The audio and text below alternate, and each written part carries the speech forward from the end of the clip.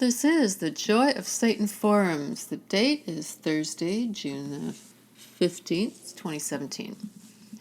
And the sermon is entitled Ancient Egyptian Human Sacrifice, a Jewish Hoax by High Priest Hooded Cobra 666. This topic will touch on the subject of the title. It's a well-known and documented thing that the Jews started living human sacrifice in the first place, to cover up and create the false history necessary to fool the Goyim that we live in a world of progress. After 1,500 years of 100% Jewish enslavement, such as the Middle Ages, they created the hoax of pagan human sacrifice. It has served them well. One instance is Egypt.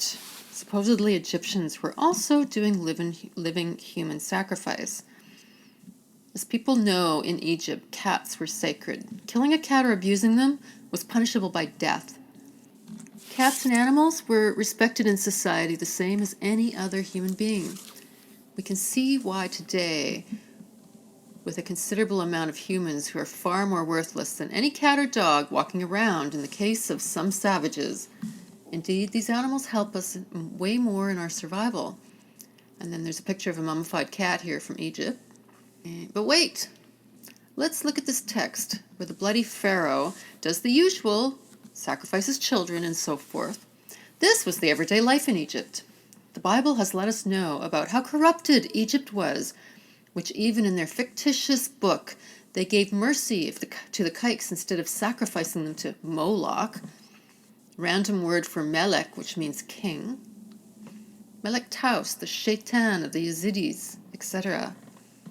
Because they were so bloodthirsty, they actually wanted to drink the blood out of the Jewish skulls. But the sickly race of Jews, of course, was so strong, they evaded their armies, etc.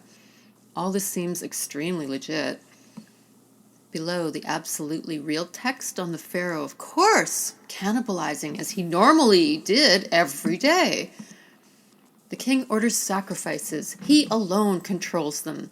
The king eats humans, feeds on gods. He has them presented on an altar to himself. He has agents to do his will. He fires off the orders. The king eats their magic. He gulps down their souls. The adults he has for breakfast. The young are lunch. The babies he has for supper. The old ones are too tough to eat. He just burns them on the altar as an offering to himself. Now to the interesting part. This was from Pyramid Texts, pages 273 to 274.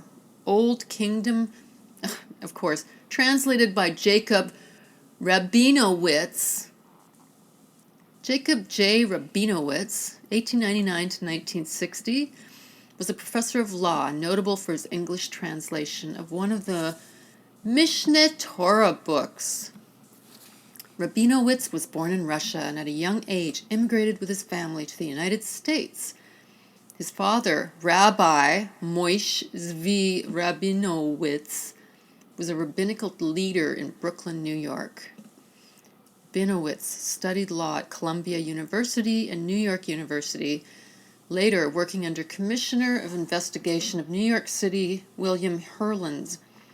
He was also a lecturer at the Jewish Theological Seminary of America, publishing articles and books on Hebraic law and its relation to modern-day judicial systems. His translation of the Book of Kinyan in the Mishneh Torah was published by Yale University Press. Rabinowitz immigrated to Israel, becoming the first member of the law faculty in the Hebrew University of Jerusalem to teach Hebrew law. His publications, both in English and Hebrew, researched the Torah and Talmud. Would the Jews ever lie to you? Even the same research site admits, it appears that originally the Egyptians, like some other peoples who practiced ritual cannibalism, thought that spiritual powers resided in the body and could be acquired by ingestion. There's no evidence, though, that such a view was more than speculative and ever acted upon. Tell me honestly, would a Jew ever lie to you and project his own racial psychopathy in supposedly translating spiritual texts? High Priest Hooded Cobra 666. Hail Satan.